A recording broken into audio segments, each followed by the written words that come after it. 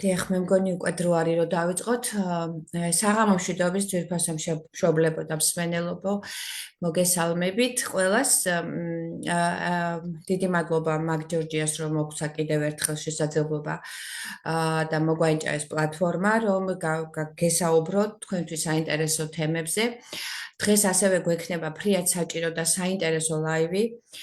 კერძოდ თუ როგორ მართოთ ჩვენი შვილების სეზონური ინფექციები, რა ხდება განვითარების სირთულეების მქონე ბავშვებში, დაქვეითებული იმუნიტეტის მხრივ, რა ტიპის გავრცელებული სეზონური ინფექციები გვაქვს დღესდღეობით, რასთან გვაქვს საქმე. ალბათ ძალიან გაინტერესებთ, როდის მივხვდეთ, რომ ვირუსული ინფექცია გართულდა და არის საჭირო ანტიბიოტიკის ჩარევა, როდის უნდა მივმართოთ ალბათ კლინიკას და უკვე ექიმს და თქვენ ვიცით, რომ ძალიან გაინტერესებთ, რამდენად ხშირია და საშიშია მონონუკლეოზი, განსაკუთრებით ჩვენი ბავშვების განვითარების სირთულეების მქონე ბავშვებისთვის. გაინტერესებთ ძალიან თქვენგან გამომდინარე კითხვებით ვიცით რა გართულებები შეიძლება მოყვეს ჩუტყვავილას და რატომ არის ის საშიში. აი ეს საკითხებია, რასაც დღესდღეობით ხშირად გვეკითხებიან პედიატრებს და ყოველივე ამაზე სასაუბროთ დღეს სტუმრად ყავს ქალბატონი ნინო გაბისონია, ექიმი ინფექციონისტი, თბილისის ბავშვთა ინფექციური საავადმყოფოს შერეული ინფექციების განყოფილების გამგე. ქალბატონი ნინო ალბათ ასევე რეანიმატოლოგი გახლავთ და ფრიად საინტერესო საკითხებზე გვესაუბრება და მოусმინოთ ეხლა მას. ქალბატონი ნინო, თუ შეწუხდებით, მოგვიყევით დღევანდელი მდგომარეობის შესახებ და რასაც თვლით, რომ ჩვენ მშობლებს მივაწოდოთ იმ ინფორმაციებზე, გთხოვთ შეკითხვებზეც, რომ გავგცეთ პასუხი. ჩვენი ლაივი იწერება, ვისაც არ შეუძლია, რომ ეხლა არ აქვს დრო, შემდგომში მას აქვს საშუალება, რომ შემოგვიერთეს და ნახოს ჩანაწერი სახით. მოგესალმებით, სამწუხაროდ ზამთარი ისე არ ჩაივლის, რომ ყველი არ წამოგტკიბდეს ან არ წამოგვახველოს. წელიწადის ცივ სეზონზე ვირუსები განსაკუთრებით აქტიურდებიან ხოლმე და აქედან გამომდინარე, მოდით ვისაუბროთ სეზონურ ინფექციებზე და მათ შორის ერთ-ერთი ყველაზე გავრცელებული, ყველაზე ხშირი და ყველაზე ესეთი რთული, რასთან შემხებლობა გვაქვს ჩვენ, ეს არის გრიპი. რომელიც შემოდგომა ზამთარ გაზაფხულის სეზონზე განსაკუთრებით აქტიურდება ხოლმე. გრიპის სეზონი, ასე ვთქვათ, იწყება ოქტომბრიდან და ხანდახან მაისის ჩათვლით გრძელდება ხოლმე. და მოდით პირველ რიგში სანამ დავიწყებდეთ იმაზე საუბარს, თუ რა არის გრიპის კლინიკური ნიშნები, როგორ უნდა გამოვიცნოთ ოჯახის პირობებში და როგორ უნდა მივხედოთ ჩვენს პატარებს, პირველ რიგში მოდით ვისაუბროთ, როგორ უნდა დავიცვათ თავი გრიპისაგან. გრიპისაგან თავდაცვის ერთ-ერთი ყველაზე მნიშვნელოვანი ფაქტორი ეს არის სპეციფიური დაცვა, ანუ ვაქცინაცია, აცრა, რომელიც 60-ჯერ უფრო ეკონომიურია ქვეყნისთვისაც და ოჯახისთვისაც ბავშვების მიხედვის დროს. ანუ ვაქცინაცია, გრიპის ვაქცინაცია ჯობს დავიწყოთ ოქტომბერში, როგორც თქვით, ოქტომბრიდან მაისის ჩათვლით შეიძლება გაგრძელდეს გრიპის სეზონი. და რატომ ოქტომბერში? აცრისთანავე სამწუხაროდ არ დგება იმუნიტეტი. იმუნიტეტის ჩამოყალიბებას და დადგომას გვჭირდება გარკვეული პერიოდი, დაახლოებით 2-3 კვირა. ამიტომ აცრიდან 2-3 კვირის განმავლობაში ბავშვს მოზრდილსაც შეიძლება შეხვდეს გრიპი. და რომ დავიზღვიოთ თავი, რომ ვირუსის გრიპის სეზონის დადგომისთვის ჩვენ მზად გვაქვს იმუნიტეტი იმისთვის, რომ შევებრძოლოთ გრიპს, თუ შეხვდა, იოლად წავიდეს დაავადება, ან არ შეხვდეს ადამიანს დაავადება, ამიტომ ჯობს რომ ვაქცინაცია დაიწყოს ოქტომბერში. ну სამწუხაროდ ეს იმუნიტეტი მხოლოდ 1 წელი არის მდგრადი და მყარი და ამიტომ წელიწადში ერთხელ გვიწევს ხოლმე გრიპის ვაქცინით აცრა. ეს ერთი ხალბატონინო უკაცრავად შეგაწყვეტებთ ხოლმე პერიოდულად ზუსტად ესე იგი ამ ვაქცინაზე გვაქვს ერთი კითხვა და რახან ამ თემაზე ვართ ბარემ აქვე გავაჟღეროთ იქნებ მშობელი კითხულობს რომ ორი სახის ვაქცინა იყო შემოსული ჰოლანდიური ასე და ფრანგული და რომელს ანიჭებთ უპირატესობას ბავშვთა ასაკში აი ამ კითხვაზე ბავშვთა ასაკში მე რამდენადაც მაქვს ინფორმაცია, ბავშვთა პოლიკლინიკებში ფრანგული ვაქცინები იყო მიღებული და ფრანგული ვაქცინით ხდებოდა ვაქცინაცია ბავშვებში, თუმცა ჰოლანდიური ვაქცინაც არ ჩამოუვარდება ფრანგულს და საკმაოდ ეფექტური და კარგია. იცით, აი ეფექტურობა არ გაიგოთ ისე რომ გავიკეთებთ გრიპის ვაქცინას და 100%-ით ვართ დაცული იმისგან რომ არ შეგვხვდება გრიპი. გრიპის ვაქცინა აი გამოკვლევები გაკეთდა ამერიკის დაავადებათა კონტროლის ეროვნული ცენტრის მიერ და სკოლის ასაკის და ბაღის ასაკის ვაქცინირებულ ბავშვებში 66%-ით შემცირდა დაავადება. ანუ არ დაავადდა ბავშვების 66% გრიპით, მაგრამ ვისაც შეხვდა გრიპი, მათთანაც შედარებით მსუბუქად წავიდა ეს დაავადება და ამიტომ უსვამ ხაზს ამ ვაქცინაციის აუცილებლობას განსაკუთრებით იმ ადამიანებში, რომლებიც არიან მაღალი რისკის ჯგუფი.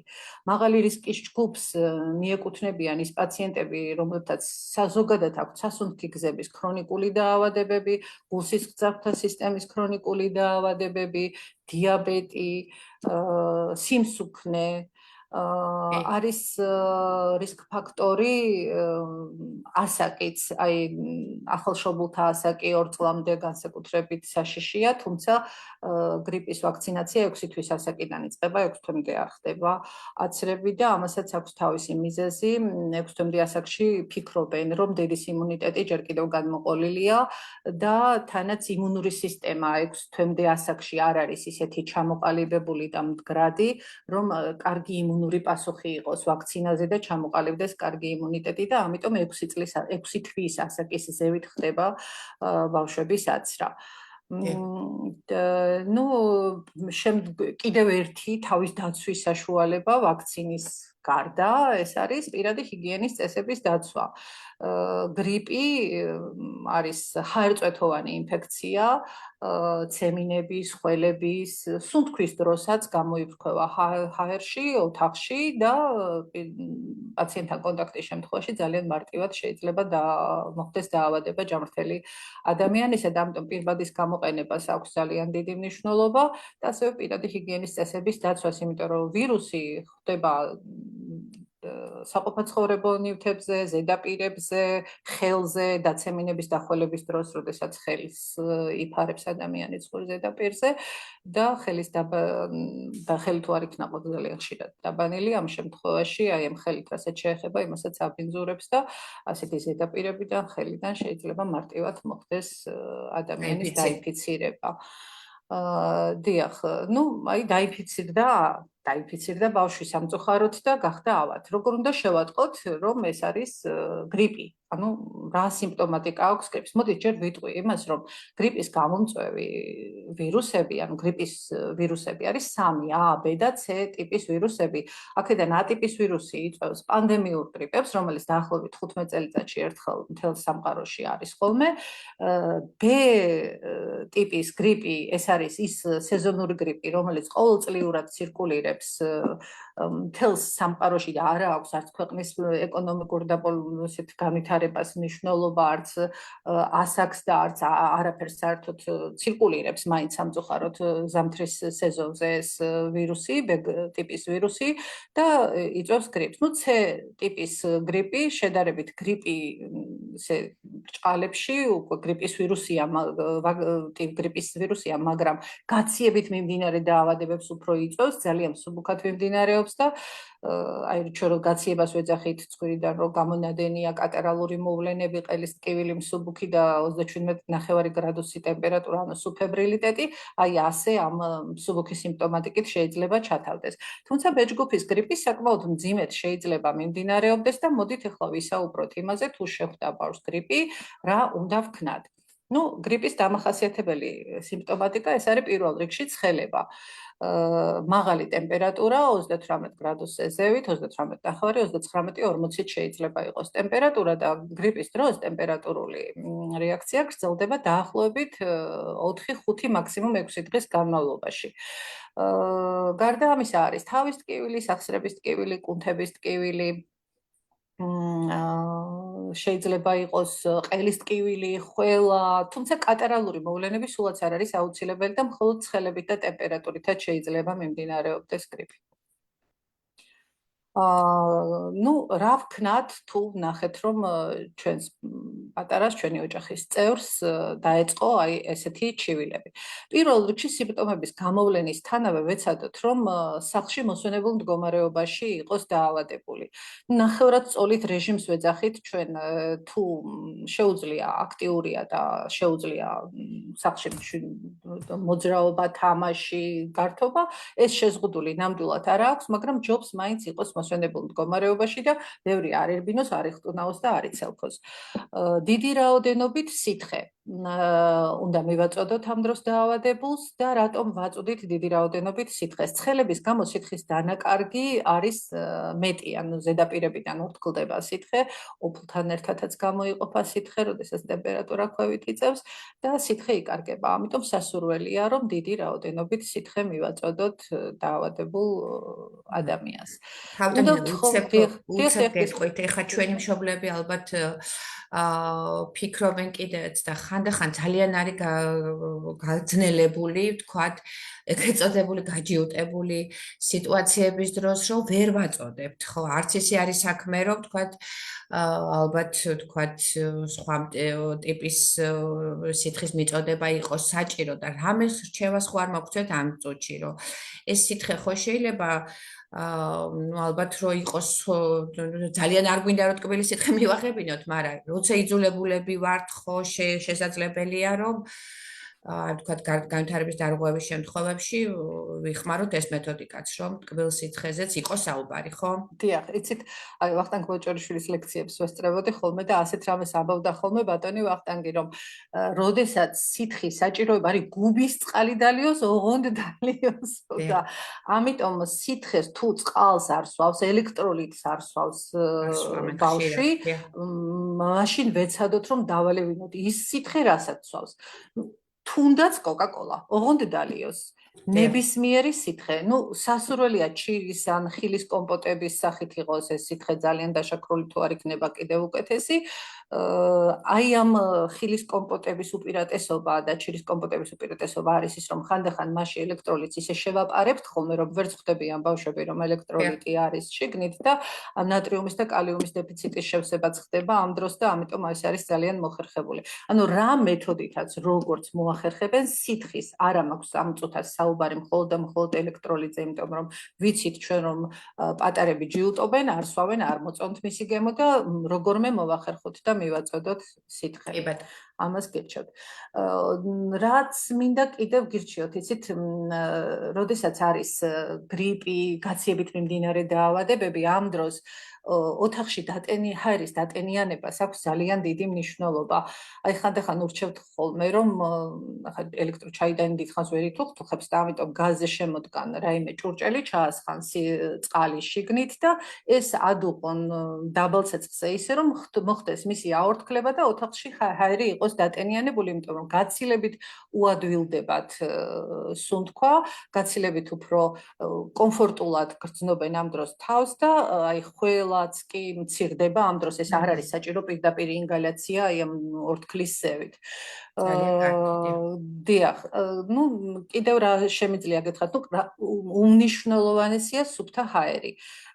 თუ ვერ ვახერხებთ ბავშვის გასეირნებას, იცით, თუ არ აქვს ბავშვს მაღალი ტემპერატურა და ფიზიკურადაც შეძლებს და შეუძლია, გასეირნებაც არ არის ამ დროს შეზღუდული და გადასარევია, კარგია ძალიან, თუ მოვახერხებთ განსაკუთრებით დილის საათებში, თუ ბავშვი იღვიძებს ისეთ დროს, რომ შევძლოთ დილის საათებში, როდესაც ქალაქი სანამ ქალაქი გადაივსება მანქანებით და ხალხით, რომ გავიყვანოთ ბავშვი და სკვერებში და უფრო გამწვანებულ ადგილებში, მყუდრო მშვიდ ადგილებში გავასეირნოთ, რომ ის უთქოს ჟანგბადი. თუ ამის საშუალება არ არის, მაშინ მაქსიმალურად ხშირად უნდა გავაღოთ ფანჯრები და გაუნიავოთ ოთახი. ოჯახის წევრი თუ არის მწეველი, ამ დროს ძალიან ვთხოვოთ, რომ შეიკავოს თავი თუნდაც სახლში სიგარეტის მოწევისაგან, იმიტომ რომ კიდე თუ გრიპის დროს ხშირად არის ზედასასუნთქი გზების კატარი და ხველა და ბრონხიტის მოვლენები და ძალიან უჭირთ ხოლმე ავადმყოფებს, როდესაც ჰაერში არის გამონაბოლ სიგარეტის გამონაბოლქვი და ამ დროს ვთხოვოთ, რომ არ მოწიონ სიგარეტი. ეს რჩევები, რაც შემიძლია მოგცეთ. რა თქმა უნდა დავარეგულიროთ ტემპერატურა. პარაცეტამოლის და იბუპროფენის ჯგუფის პრეპარატებს ურჩევდი ბავშვების მშობლებს, რადგან 18 წლამდე ასაკის პაციენტებისთვის დაუშვებელია ასპირინის გამოყენება რეის სინდრომის განვითარების რისკის გამოწვევით. მე არ ვიტყვი, რომ დაალევინებენ ასპირინს და აუცილებლად რეის სინდრომი განუვითარდებათ, მაგრამ რადგან ეს რისკი არსებობს, ამიტომ ჯობს ასპირინი 18 წლის ასაკამდე არ გამოვიყენოთ, რადგან შეიძლება ისეთი პრობლემები გამოიწვიოს კუნჭყვები, ძილიანობა, ლეთარგია, დიარეა, ცნობიერების დამუშლა, ქცევის შეცვლა, დეზორიენტაცია. უამრავ რაღაცას იწვევს ეს რეის სინდრომი საკმაოდ ცუდია, ამიტომ ვიცოდეთ, რომ 18 წლის ასაკამდე ასპირინს არ ვიყენებთ. ტემპერატურას ვწევთ მხოლოდ პარაცეტამოლის ჯგუფის პრეპარატებით, ტაილენოლი, აცეტამენოფენით, ან ტემპერატურას ვწევთ იბუპროფენის რიგის პრეპარატებით. ნუროფენი, ბავშვებში უფრო ხშირად ნუროფენს ვიყენებთ ხოლმე. ეხლა რაც შეეხება რა დროს უნდა მივცეთ სიცხის დამწევის საშუალება, რა ტემპერატურაზე მივცეთ სიცხის დამწევის საშუალება. 38.5 გრადუს ტემპერატურამდე თუ ბავშვს არ აქვს რაიმე პრობლემა, თუ მაღალ ტემპერატურაზე არ აქვს გუყრა, კრუნჩხვა, ჯობს რომ თავი შევიკავოთ სიცხის დამწევის საშუალებების მიცემისაგან 38 გრადუს ტემპერატურამდე თუ უძლებს ამ ტემპერატურას თი მარტივი მიზეზის გამო მაღალ ტემპერატურაზე ვირუსები იხოცებიან და ორგანიზმის გამოჯამრთელებას ვაჩქარებთ. როდესაც დავწევთ ტემპერატურას ქვევით, ბედნიერად მრავლდებიან ეს ვირუსები და კიდევ უფრო მეტ და ხანგრძლივად ვახანგრძლივებთ ფაქტიურად დაავადებას. თუმცა კავტონინო აპატიეთ შეგაწყვეტინებთ, ეხლა ჩვენ გვისმენენ ალბათ მშობლები, რომელთა შვილებს ეპილეფსი აქვთ და იცით თქვენ როგორ შიშის ქვეშ არიან ყოველგვარი ესე იგი არსებული გულყრის გამო. მაშინ რას მოგვეწოდით? თქვი ზუსტად თუ არ არის პრობლემა და თუ შეგვიძლია რომ დავიცადოთ 38.5-მდე. თუ არის ეპილეფსია და გულყრა, ამ შემთხვევაში 37.5 გრადუს ტემპერატურაზეც კი შეგვიძლია მივცეთ პარაცეტამოლი, რომ ტკივილი გაყუჩდეს, დისკომფორტი მოიხსნას და არ იყოს იმის საფრთხე, რომ ტემპერატურის აწევის შემთხვევაში განვითარდება გულყრა. გავიგე, მადლობა. რა უნდა მეთქვა კიდე? ხო, ანტივირუსული მკურნალობა, ხა გრიპი ვირუსული დაავადებაა, როგორც თქვით და ანტივირუსულ მკურნალობაზე ერთ-ორ სიტყვას მაინც ვიტყვი. იცით, რატომღაც არის მიღებული, რომ ტამიფლუ შეიძლება გამოვიყენოთ პროფილაქტიკის დროსაც, როდესაც არის გრიპი, სეზონური გრიპი, ოჯახის რომელიმე წევრს აქვს და გვეშინია, რომ დანარჩენებსაც არ შეხვდეთ. B ტიპის ვირუსით გამოწვეული გრიპის დროს, სეზონური გრიპის დროს ტამიფლუ არ გამოიყენება, არ არის საჭირო მისი გამოყენება, ტამიფლუ გამოიყენება მხოლოდ A ტიპის გრიპის დროს, ეს არის როგორც ვთქვით პანდემიური გრიპი და ამიტომ ასე ტამიფლუს დანიშვნა თუ არ გვეცოდინება რომელი ტიპის გრიპით არის გამოწვეული დაავადება, თავი უნდა შევიკავოთ, ტამიფლუ მხოლოდ და მხოლოდ ექიმის დანიშნულებით და მხოლოდ გრიპის გამომწვევი ვირუსის ტიპირების შემთხვევაში არის მისაღები. თუ არის აგრიპი, რა თქმა უნდა, ხმაურობდა, მისაღებია ტამიფლუს დანიშვნა და ისიც მხოლოდ იმ შემთხვევაში, თუ არის დაავადების პირველი, მეორე დღე. და ანუ ამასაც მოესწრება ამ აპატიეთ თუ მძიმედ მიდის ანუ ეს კვლევა რამდენად მოსწრებადია ახლა აი, პაციენტებს გეტყვით, დიახ, ამიტომ თუ ჩვენ ვერ მოვასწარით ეს კვლევა და ჩვენ დაავადების მეოთხე, მეხუთე, მეექვსე დღეს დავადგინეთ გრიპის ტიპი და ეს არის A ტიპის გრიპი, უკვე აზრს კარგავს ტამიფლუს მიცემა და აგიხსნით რატომ ტამიფლუ აკეთებს აი რას, აი ძალიან მარტივია იმ თუ ახსნა მშობლებებმაც რომ გაიგონ. რა შვება, იცით, გრიპის ვირუსის გამოსვლას უშლის ხელს უჯრედიდან. ანუ უჯრედში ბლოკავს, უჯრედის ზედაპირზე ლექავს გრიპის ვირუსს. დაავადების პირველ-მეორე დღეს გრიპის ვირუსი უჯრედშია და ამიტომ აზრი აქვს ამ პრეპარატის მიცემას იქიდან გამოსვლა შეუშლის ხელს. დაავადების მეორე დღის შემდეგ, როდესაც დაავადებული უჯრედები დაიშლება და გრიპის ვირუსი ისედაც მოედება მთელს ორგანიზმში და უკვე არის გავრცელებული, აი არანაირი აზრი აღარ აქვს ამ პრეპარატის მიცემას, იმიტომ რომ ის იმ ფუნქციას ვეღარ ასრულებს, რა ფუნქციაც აკისრია და ტყუილად ვაძლევთ და საკმაოდ ბევრი უკუჩვენება აქვს ტამიფლუს და იმ უკუჩვენებებს ვიღებთ მხოლოდ და მხოლოდ და არა კარგ შედეგს. აი ეს არის მინდოდა მეთქვა. ნუ აი რა შემთხვევაში უნდა მივმართოთ სტაციონარს. აი ეს არის როდის უნდა დავიწყოთ ანტიბიოტიკი, აი შეშინებული მშობლები როდის იწყებენ ანტიბიოტიკს. დიახ, ეს ანტიბიოტიკოთერაპია საკმაოდ აქილევს ის ქუსლია მთელი სამყაროსთვის და მათ შორის ჩვენთვისაც. მაინც ვერ მოვეშვით, ვერ მოვეშვით. გრიპი თქვი რომ არის ვირუსული ინფექცია. ანტიბიოტიკი ვირუსზე საერთოდ არ მოქმედებს. აი საერთოდ არაფერს არ უშვება ვირუსს. ვაძლევთ ჩვენ პრეპარატს, რომელიც არ მოქმედებს ვირუსზე. აი არანაირი აზრი ანტიბიოტიკის დაწყებას გრიპით დაავადების პირველი 4-5 დღის განმავლობაში არანაირი აზრი არ აქვს. რა თქმა უნდა, თუ არ არის რაიმე გართულება. ეხლა რა გართულება შეიძლება იყოს გრიპის დროს? პატარებში, განსაკუთრებით აი წლამდე ასაკის ბავშვებში, 2 წლამდეც ესტაქის მილი, ანუ ცხვირის და ყურის შემაერთებელი მილი არის მოკლე, ბავშვის ჩვეულებრივი აღნაგობიდან, ანატომიიდან გამომდინარე. ამიტომ ძალიან მარტივად სეკრეტი ცხვირიდან შეიძლება გადავიდეს ყურში და ძალიან ადვილად დაიწყოს ოტიტი, ანუ ყურის ანთება, შუა ყურის ანთება. შუა ყურის ანთება შეიძლება იყოს კატარალური, ანუ არ იყოს იქ ჩირქი და შეიძლება იყოს ჩირქოვანი ანთება. ნუ ჩირქოვანის ანთება ამ დროს აპრიორი ვიწყებთ ანტიბიოტიკს, ამაში ორი აზრი არ არის. ამ დროს სისხლშიც იქნება აუცილებლად შესაბამისი ცვლილებები და შეიძლება დაფისამკი არ იყოს დარღვეული და არ იყოს გამონადენი, მაგრამ ოტოლარინგოლოგს არ შეეშლება ეს, რომ ჩაიხედავს ყურში დაფისამკი იმდენად ამობურცულია და ისეთი ფორმა აქვს ამ დროს, რომ ის ხვდება, რომ შუა ყურში არის უკვე სეკრეტი და შეიძლება დაჩირქებულიც თუ კი არის სისხლში შესაბამისი ცვლილებები აქვს. მაღალი ლეიკოციტები, ბაქტერიული მარკერები მომატებული, ცერეაქტიული ცილა მათ შორის, სისხლის ფორმულაში ცვლილება იქ ნეიტროფილები მომატებული, ჩხირბირთვიანი ნეიტროფილები მომატებული, ეს არის პირდაპირი ჩვენება იმის, რომ დავიწყოთ ანტიბიოტიკოთერაპია ოტიტის დროს. თუმცა ყველა შემთხვევაში, აი დიდი არის ბავშვი, თქვათ 5 წლის, 6 წლის, 10 წლის, 12 წლის და ყური ტკივა. ამ შემთხვევაში თუ ოტოლარინგოლოგი არ გვეუბნება, რომ აქ არის შუა ყურის ბაქტერიული ანთება, ანუ ჩირქოვანი ანთება, აუცილებელი არ არის ანტიბიოტიკოთერაპიის დაწყება და აი ანთების საწინააღმდეგო პრეპარატები, როგორც არის იბუპროფენი, მისაღებად და ოტიპაქსი, ყურის წვეთები, ოტიპაქსი ან ნებისმიერი სხვა ნელადექსი, მაგალითად ყურის წვეთები, გამაყუჩებელი, რაშიც შედის და ანთების საწინააღმდეგო ეფექტი, რასაც აქვს, მათი გამოყენებაც საკმარისია ხოლმე და არ არის საჭირო ანტიბიოტიკოთერაპიის დაწყება. თუმცა ხაზს გაუსვავ იმას, რომ წლამდე ასაკი ეს არის პირდაპირი ჩვენება იმისა, რომ თუ არის თუნდაც კატარალური ოტიტი, დავიწყოთ ანტიბიოტიკი. ეს რაც შეეხება ყურის ანთებით გართულებას, ყურით როცა რთულდება.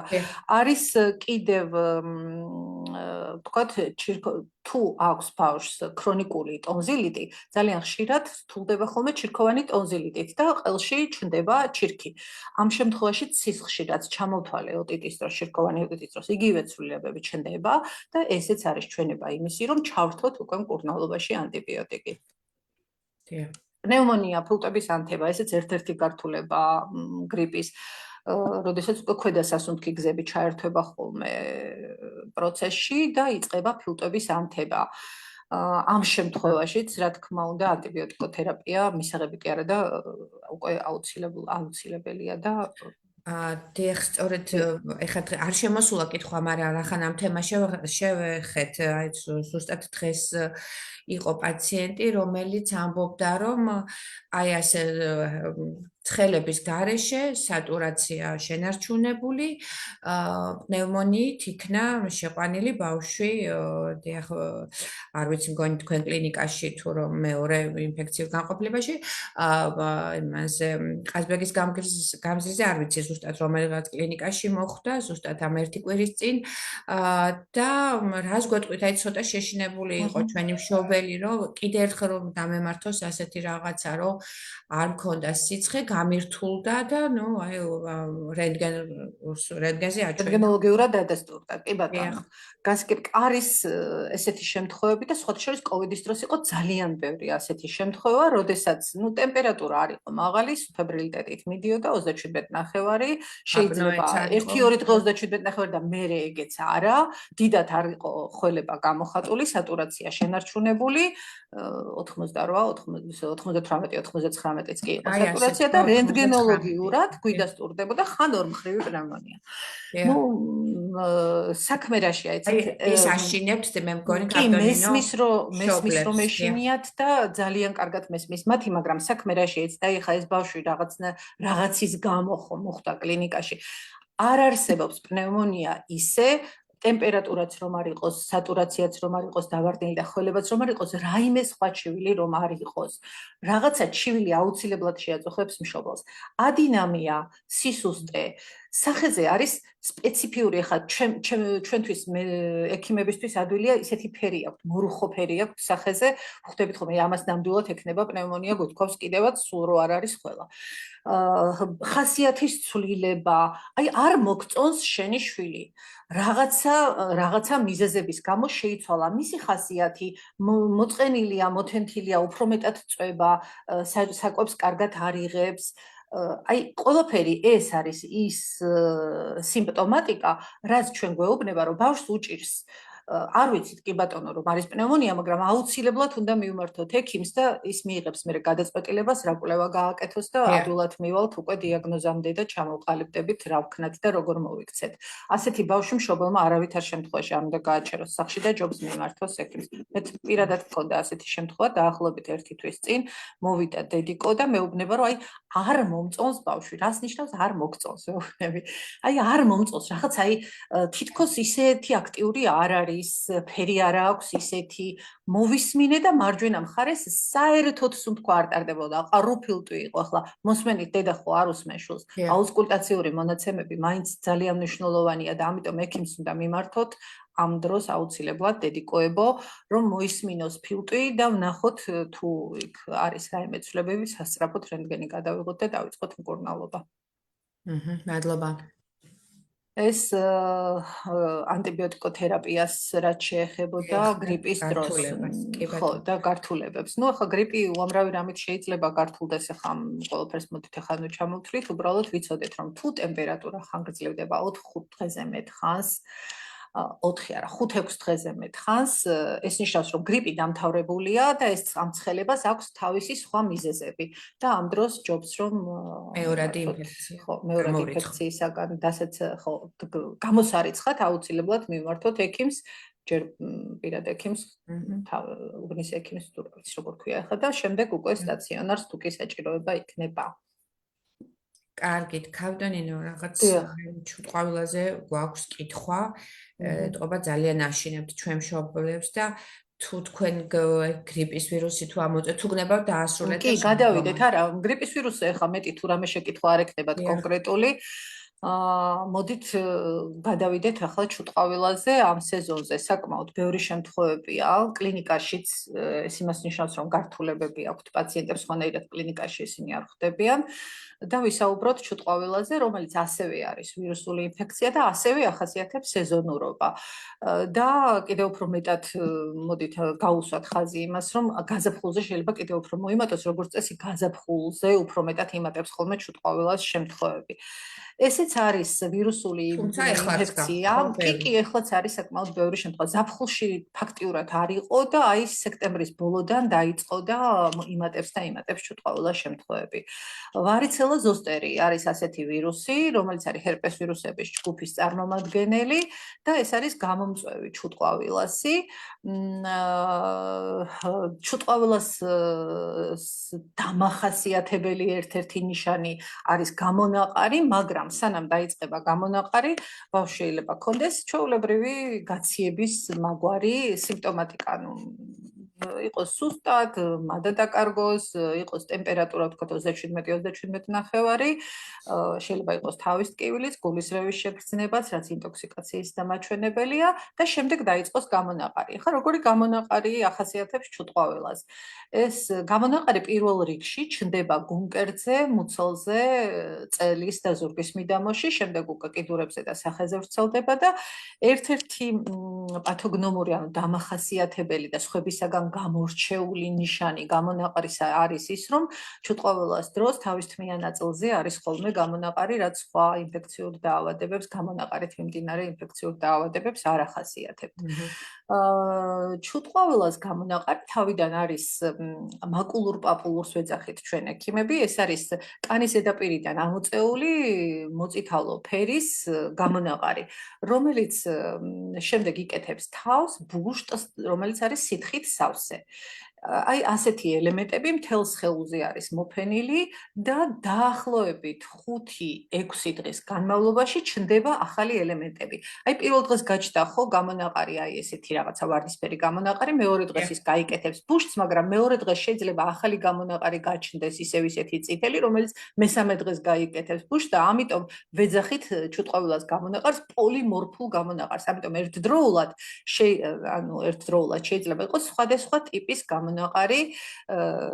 მთელ სხეულზე. იყოს ბუშტიც, იყოს მაკულაც, პაპულაც, ანუ ესეთი კანიდან ამობურცული ელემენტიც, ოდნავ გაწითლებული ელემენტიც და ეს ბუშტუკები ბოლოს კდება, იფარება ფუფხით და ესეთი ფუფხით დაფარული ელემენტებიც შეიძლება იყოს სხეულზე. ნუ ჩუტყვავილასთვის დამახასიათებელი, როგორც ვთქვით, არის გამონაყარი, ტემპერატურა მაღალი, თუმცა ნებისმიერი ინფექციური დაავადებისთვის დამახასიათებელი ზოგადი სიმპტომატიკაც ახასიათებს, გულისრევის შეგრძნება, ზოგს თავის ტკივილი აქვს, შეიძლება ყლაპვის გაძნელება, რადგან ლორწოვან გარსებზეც არის ეს გამონაყარი, რაზეც ვისაუბრეთ, ამიტომ ყლაპვა უჭირთ ხოლმე ბავშვებს ყელის ტკივილის გამო, ყლაპვის დროს ტკივილი ოდიგნო ფაგია იწყება ამ დროს. და ხველად შეიძლება იყოს, ფილტვების ანთებად შეიძლება ჩამოყალიბდეს მოგვიანებით პერიოდში. ჩუტყვავილას ერთ-ერთი ყველაზე ხშირი გართულება ეს არის კანის ინფექცია. დამახასიათებელი ჩუტყვავილას გამონაყარისთვის არის ქავილი. თუ ჭუჭყიანი ხელით მოხდა აი ამ ფუფხის მოშორება ან ბუშტის გახეთქვა, კანიდან ინფექცია იჭრება და ვითარდება კანის ინფექცია, რომელიც ხანდახან სახლის პირობებში შეუძლებელი მოსავლელია, იმიტომ რომ მაგ დროს გვჭირდება ხოლმე ანტიბიოტიკებით დახმარება, დამუშავება ადგილობრივად აი ამ დაზიანებული ადგილების, კანის და კანქვეშა ქსოვილის ინფექცია ვითარდება ხოლმე და ხანდახან ფლეგმონაც კი ჩამოყალიბებულა ხოლმე და საკმაოდ რთულ მდგომარეობამდეც მისულა პაციენტი, ხანდახან ქირურგის ჩარევაც დაგვჭირვებია, რომ გაიხსნას ეს დაჩირქებული ელემენტი და დრენირება მოხდეს ამ ჩირქის. ვერ ვერევით ხოლმე ყოველთვის ანტიბიოტიკით ამ სიტუაციას. თუმცა მაპატიეთ აქვე ჩაგეკითხებით, თუმცა ყოველთვის არ მიმდინარეობს, შეიძლება იყოს უხვი გამონაყარი, მაგრამ ხანა ეს ელემენტი არ იყოს, ხო? რა საინტერესოა, ხო, ალბათ. კი, ხანდახან ძალიან უხვი გამონაყარია, მაგრამ არც ერთი ელემენტი არ შეგრძნება, მშვიდობიანად ჩათავდება ჩუტყვავილა და ბედნიერად გამოჯამრთელდება ადამიანი. მაგრამ ხანდახან არის ერთეული გამონაყარი და ისიც ჩირქდება. ისიც კი შეიძლება დაჩირქდეს და აი არის ხოლმე ერთეული გამონაყარი და გგონია რომ ჩუტყაველა მშვიდობიანად დამთავრდა, всё, მორჩა ბავშვი, ბედნიერები ვართ და აი ზუსტად ამ დროს გამოგვიდებს ხოლმე ფეხს ეს ჩუტყაველა, ენცეფალიტი ვითარდება ხოლმე და ენცეფალოპათიები, როგორ უნდა მიხვდეს მშობელი რომ განგაში უნდა ატეხოს. აი თუ შეიძლება გავიდა 5 დღე, 4 დღე, 5 დღე ახალი გამონაყარის ელემენტები აღარ ჩნდება, ტემპერატურამ დაიწია, ბავშვი 1-2 დღე მშვენივრად არის, საკვებსაც იღებს, სითხესაც იღებს და უცებ ჩვენ ვატყობთ, რომ აერია სიარულის მანერა, ანუ დაიწყო ბარბაცი. ან რაიმე ნივთის აღება უნდა და ხელი მიაქვს არასწორად, აი ნახეთ ახლა ჩემი ხელი ჩანს, აი ხელი მიაქვს არასწორად რომ აიღოს რაიმე ნივთი. ეწყება თითების კანკალი, ტრემორს ვეძახით ამას. აი თუ ამ სიმპტომთაგან რომელიმე შენიშნეთ პატარას, ერთი წუთითაც აღარ უნდა გააჩეროთ ბინაზე და სასწრაფოდ უნდა მიმართოთ ინფექციონის და გადაიყვანოთ კლინიკაში, იმიტომ რომ ეს არის ერთ-ერთი ყველაზე ცუდი გართულება, რომელიც საკმაოდ ხანგრძლივად სამკურნალოა და განიკურნება აუცილებლად პაციენტი, ოღონდ უნდა სწორად დანიშნული მკურნალობა და დროული მკურნალობა ასეთ პაციენტს. იცით, ხანდახან ძალიან ვცოდავთ ხოლმე მშობლები, ვიტყვი ამას, იმიტომ რომ იმდენი შემთხვევა მოვიდა ამ ბოლო დროს ჩვენთან კლინიკაში აი ესეთი გართულებით, რომ არ მაქვს უფლება არ აღნიშნო და არ იცოდნენ მშობლებმა. ჩუტყაველა ეს არის ერთ-ერთი დაავადება, რომლის დროსაც ჰორმონის გამოყენება კატეგორიულად არ შეიძლება. აი ამ შემთხვევაში ლაპარაკია დექსამეტაზონზე, პრედნიზოლონზე, ან ნებისმიერზე. თუ ბავშვს თავისი ძირითადი დაავადების გამო დანიშნული აქვს ჰორმონოთერაპია და დაეწყო ჩუტყაველა, აუცილებლად უნდა გავიაროთ კონსულტაცია იმ სპეციალისტთან, ვისგანაც ეს ჰორმონოთერაპია არის დანიშნული და მასთან ერთად გადავწყვიტოთ, რა უფრო მნიშვნელოვანია იმ ჰორმონოთერაპიის გაგრძელება, თუ შეწყვეტა არაფერს დააშავებს, ჯობს შევწყვიტოთ და რატომ აგეხსნით. ჰორმონი ისე ააყვავებს ჩუტყაველას და ისე უხვი გამონაყარით და ისე რთულად და მძიმედ მიმდინარეობს იმუნოდეფიციტის გამო, იმუნოდეფიციტს იწვევს ჰორმონი, რომ თუ აუცილებლობა არ არის ჰორმონის გაგრძელების ასეთ სიტუაციაში და არ დავაქცევთ ქვეყანას თუ ცოტა ხანი შეწყდა ჰორმონის მიღება, ჯობს რომ შეწყდეს ჰორმონი, იმიტომ რომ გქონდა ბევრი ასეთი შემთხვევა, ხან არ იყო ეს ძირითადი დაავადების გამო დანიშნული ჰორმონი და მაღალი ტემპერატურა რომ გაგრძელდა 3-4 დღე, დედამ თვითონ გადაწყვიტა და მისცა ჰორმონი დაალევინა ჰორმონი დექსამეტაზონი ბავშვს და ისეთი გამონაყარით მოგვიყვანეს, რომ საკმაოდ დიდხანს მოგვიწია ჩვენც და პატარასაც წვალება რომ გამოსულიყო მდგომარეობიდან. ჩუტყაველას პროფილაქტიკა, კი ბატონო, მკითხეთ ჯერ და მე პროფილაქტიკაზე ვისაუბრებ. არა გაქვთ დამთავრებული, მაინც უბრალოდ გააგრძელებთ თემას და აქვე კითხვას რო დაგისვევთ, არის თუ არა საჭირო მაშინ ჩავატაროთ, ანუ ეს ჩუტყაველას ვაქცინა ამას მშობლები. ზუსტად მაგაზე მინდა რომელიც არ არის კალენდარში შესული და საკმაოდ ძვირიანია. დიახ. აი ეხლა მოგახსენებთ ამასთან დაკავშირებით, საერთოდ დაავადებები იმის მიხედვით ჩვენი ქვეყანა არ ითვლება სამწუხაროდ განვითარებულ ქვეყნად. განვითარებად ქვეყნებში ისეთი დაავადებების ვაქცინაცია არის შესული ეროვნულ კალენდარში, რომელიც არის სიცოცხლისათვის საშიში. ჩუტყაველა არ ითვლება სიცოცხლისათვის საშიშ დაავადებად, თუ ის მშვიდობად მე ხლა გართულებებზე ვილაპარაკე და ძალიან შეეშინდებათ მშობლებს, არ არის აუცილებელი ყველა ეს გართულება იყოს ჩუტყაველას დროს, ძალიან ხშირად 5-6 დღის გამონაყარის შემდეგ მშვიდობიანად წყნარად ჩათავდება ჩუტყაველა და ქვეყანა არ იქცევა და ბავშვი გამოჯამრთელდება. უბრალოდ უნდა ვიყოთ ძალიან ყურადღებით, რომ გართულების შემთხვევაში დროულად მივმართოთ ექიმს. არ არის კალენდარში ჩვენთან ჩუტყაველას აცრა და ვურჩევ თუ არა. რა თქმა უნდა, თუ გაქვთ საშუალება და ვისაც აქვს საშუალება რომ აცრას ბავშვი ჩუტყაველაზე, მე ვთვლი რომ ეს არის აუცილებელი და მე ვიცი რომ ჩვენ ჯანდაცვის სამინისტროში ეს საკითხი დგას და შეიძლება ჩვენთანაც ჩაჯდეს კალენდარში ჩუტყაველას აცრა და გვექნება ეს ბედნიერება რომ ჩვენი პატარები ისევე როგორც სხვა საშიში ინფექციებისაგან, ამისაგანაც, ამ ჩუტყავილასაგანაც იყვნენ დაცულები.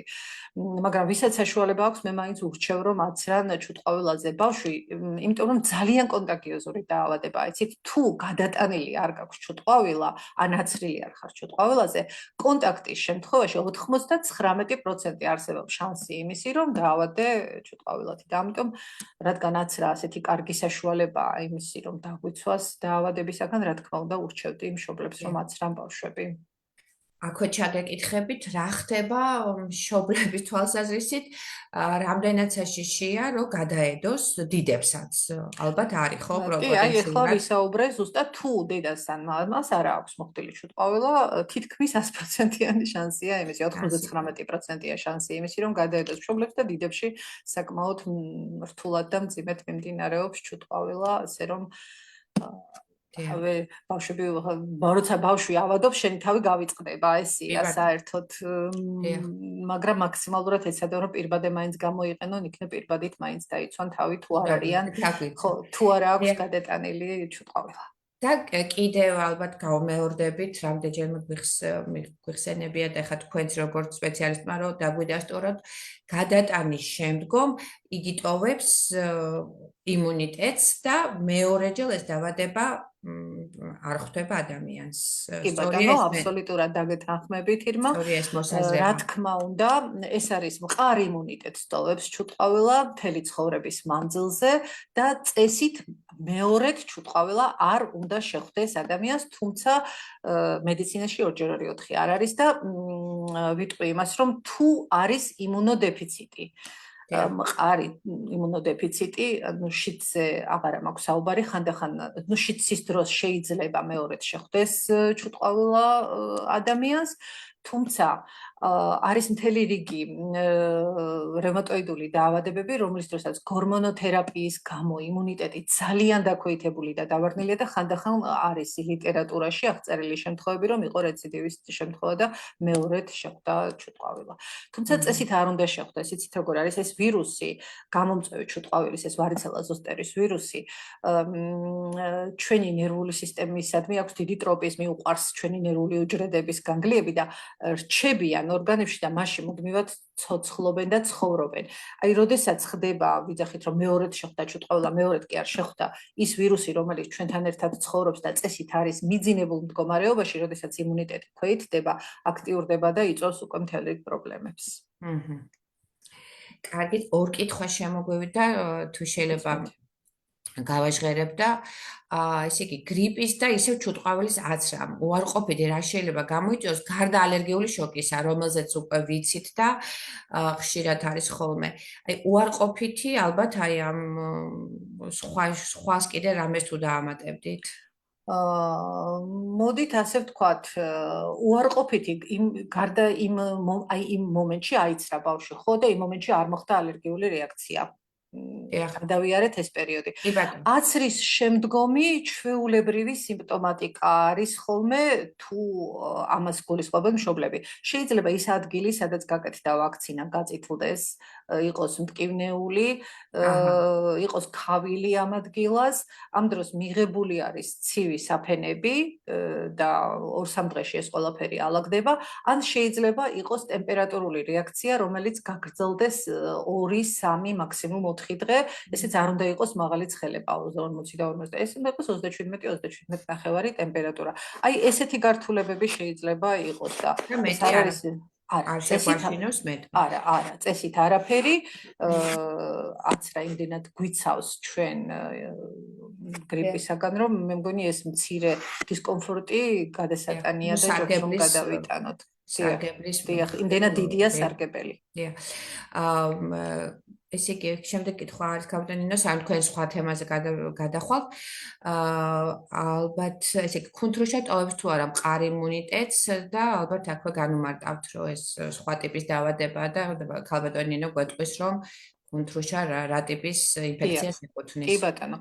ჩვენ ახლა რა ვისაუბრეთ გრიპზე და ჩუტყავილაზე, ეს არის ვირუსული დაავადებები. რაც შეეხება ჩუტყავილას, ეს არის სტრეპტოკოკული ინფექცია. კუნთრუშას უკაცრავად. კუნთრუშა ეს არის სტრეპტოკოკული ინფექცია.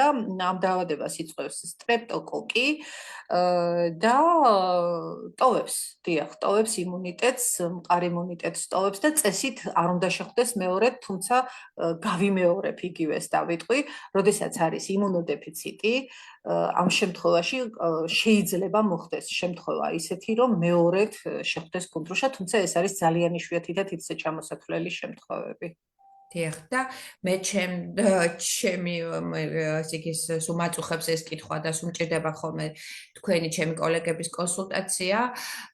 ხშირად ეს კუნთრუშა ხანდახან გვერევა ხოლმე პედიატრებს, თქვენ ალბათ ინფექციონისტებს ეს თვალი გაქვთ უკვე აღარ, რასთან არის უფრო გაიგივებული და რაში გვერევა ხოლმე პედიატრებს, სანამ ინფექციონისტის კონსულტაციას მივიღებთ. დიახ, კუნთრუშა ხანდახან გვერევა ხოლმე ტონზილიტთან და ტონზილიტთან ერთად ალერგიული გამონაყარეს გავს ეს კუნთრუშას გამონაყარი. კუნთრუშას გამონაყარი არის ძალიან დამახასიათებელი. შემწვარი გოჭივით არიან გაწითლებულები ბავშვები.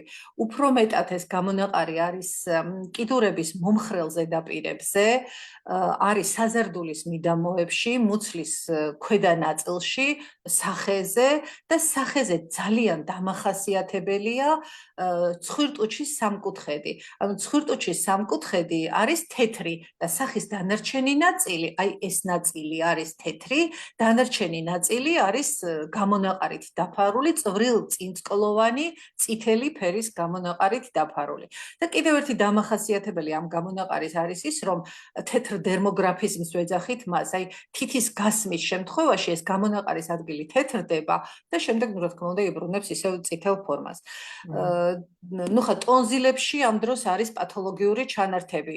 ხა ამის განსხვავება ხა თუ მხოლოდ ტონზილებშია პათოლოგიური ჩანართები და ერთეულია გამონაყარი, ამ შემთხვევაში მტკიცება იმისი, რომ ნამდვილად კუნთრუშასთან გვაქვს საქმე ძალიან ძნელია, თუ არ იქნა გაკეთებული კვლევა. და ეს კვლევა არის საჯგუფის ბეტა-ჰემოლიზურ სტრეპტოკოკზე ხახის ნაცხი, საკმაოდ სწრაფი კვლევა არის ეს, სწრაფი ტესტია და თუ აჯგუფის ბეტა-ჰემოლიზური სტრეპტოკოკი არის დადებითი, უკვე გადაჭრით შეგვიძლია ვთქვათ, რომ კუნთრუშასთან გვაქვს საქმე. დიახ, და სად კეთდება, რომ რამდენიმე ლაბორატორია იქნება? ჩვენთან ნამდვილად კეთდება, ავერსის კლინიკაშიც ვიცი, რომ კეთდება, ანუ ხილიანზე, ბავშვთა ინფექციურში კეთდება, ვაჟა-ფშაველაძე, ავერსის კლინიკაშიც ნამდვილად ვიცი, რომ კეთდება. პავლოვზეც სავარაუდოდ გაკეთდება ინფექციურ საავადმყოფოში, ალბათ იქაც კეთდება. კარგით, მადლობთ. მაშინ ესა თუ შეიძლება რომ შემდგომ თემაზე გადავიდეთ. კიდევ ერთ დაავადებაზე მინდა მოვასწროთ და ვისაუბროთ. ეს არის ინფექციური მონონუკლეოზი, რომელსაც ასეთი მყარად გამოხატული და მკვეთრად გამოხატული სეზონურობა, როგორც გრიპს და ჩუტყავილას არ ახასიათებს, თუმცა უფრო მეტად ესეც წელიწადის ცივ სეზონზე გვხვდება ხოლმე. ინფექციური მონონუკლეოზიც არის საერთწვეთოვანი ვირუსული ინფექცია, თუმცა არ არის ისეთი კონტაგიოზური, როგორიც არის ჩუტყავილა. მაგალითად, რო გექნება კონტაქტი, გითხარით, რომ ფაქტიურად თითქმის 100% თუ არ გაქვს მოხდილი დაგემართება, ინფექციური მონონუკლეოზი ასე მარტივად არ გადაედება ხოლმე, თუმცა ერთი რამ მინდა აღვნიშნო, დედამიწის მოსახლეობის 95% არის ეპშტეინ-ბარის ვირუსის მატარებელი. ეს არის ვირუსი, რომელიც იწვევს ინფექციურ მონონუკლეოზს. ეს ნიშნავს იმას, რომ ცხოვრების გარკვეულ ეტაპზე კლინიკურად გამოვლენილი ან კლინიკურად გამოვლენილი ინფექციური მონონუკლეოზი გადაიტანა დედამიწის მოსახლეობის 95%-მა. რა კარგია რომ გითხარით ეს, იმიტომ რომ ჩვენი მშობლები აღიქვამენ, რომ ეს არის რაღაცა ესეთი ძალიან მძიმე ეპშტეინ-ბარის ვირუსი, ეს მონონუკლეოზი ქონდა ჩემშულს და ხო და ეს თვლიან, რომ ძალიან საშიში რაღაცა გადაიტანა და კარგია რომ გითხარით, რომ ფარულად ამხელას და ასაკი რო გითხრათ როგორ ვარირებს ასაკის ეხლა ასაკი განსხვავებულია ქვეყნების მიხედვით, იცით, აი განვითარებულ ქვეყნებში ინფექციური მონონუკლეოზი შედარებით უფრო გვიან მოზრდილ ასაკში, აი პუბერტატულ ასაკში ან შემდგომ ხდებათ ხოლმე. რაც შეეხება ჩვენს ქვეყანას, საკმაოდ გაახალგაზრდავდა ინფექციური მონონუკლეოზი და თუ კი წინათ 1 წლის ასაკში ინფექციური მონონუკლეოზი ფაქტიურად არ ხდებოდა, ახლა 1 წლის ასაკშიც გვაქვს საკმაოდ ბევრი შემთხვევა ინფექციური მონონუკლეოზისა. ესეც არის ვირუსული ინფექცია, ეპშტეინ-ბარის ვირუსი იწვევს. მოგახსენეთ, რომ ხანდახან შეიძლება კლინიკური ნიშნების გარეშეც კი ჩაიაროს, ხანდახან ისეთი სიმპტომატიკით, რომ შობილს გონია, რომ ბავშვი უბრალოდ გაციებულია.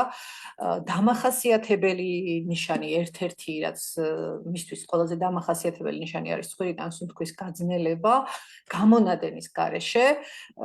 ბავშვები ღამით ისე უჭერთ ცხვირით სუნთქვა, რომ ძალიან ხრინავენ და ვითარდება ხოლმე აპნოეს ეს არის სუნთქვის წამიერი შეჩერება. როდესაც უჭერთ ცხვირით სუნთქვა, პირის ბავშვის ჩვეულებრივ როგორც წესი პირით არ სუნთქავს ხოლმე და პირი დაღმუწული აქვს და როდესაც ცხვირით ვერ სუნთქავს, ვითარდება ის სუნთქვის წამიერი შეკავება აპნოე. გარდა ამისა არის დამახასიათებელი პერიფერიული ლიმფური კვანძების ჰიპერპლაზია, გადიდებულია პერიფერიული ლიმფური კვანძები, რომელ ლიმფურ კვანძებსაც უფრო ხშირად მშობლები ხედავენ, ეს არის კისრის გვერდითი ლიმფური კვანძები, თუმცა ყბისქვეშა ლიმფური კვანძებიც იყოს შეიძლება მცირედ გადიდებული და ერთ-ერთი დამახასიათებელი კიდე რა არის, რაც განასხვავებს მაგალითად ტონზილიტისაგან. ტონზილიტის დროსაც გადიდებულია ლიმფური კვანძები, ოღონდ ტონზილიტის დროს ლიმფური კვანძები პალპაციით არის მგრძნობიარე და მტკივნეული, შეხებით მგრძნობიარე და მტკივნეული და ინფექციური მონონუკლეოზის დროს მიუხედავად იმისა, რომ შეიძლება უფრო მეტად იყოს ლიმფური კვანძი გადიდებული ვიდრე ტონზილიტის დროს, მტკივნეული არ არის ეს ლიმფური კვანძი შეხებით და ზეწოლით.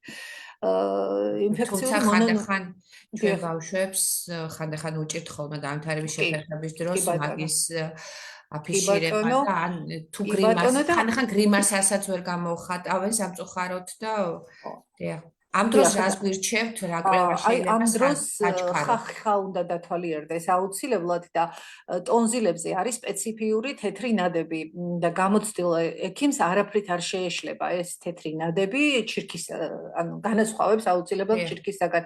ჩირქი არის უფრო მეტად ტონზილების ლაკუნებში ჩამჯდარი, უფრო მოყვითალო შეფერილობის და ამ შემთხვევაში კი ელემენტი, ამ შემთხვევაში ეს არის თეთრი ფერის აბკისებური ნადები, რომელიც ძალიან ადვილად სცილდება და სისხლდენი არ არის.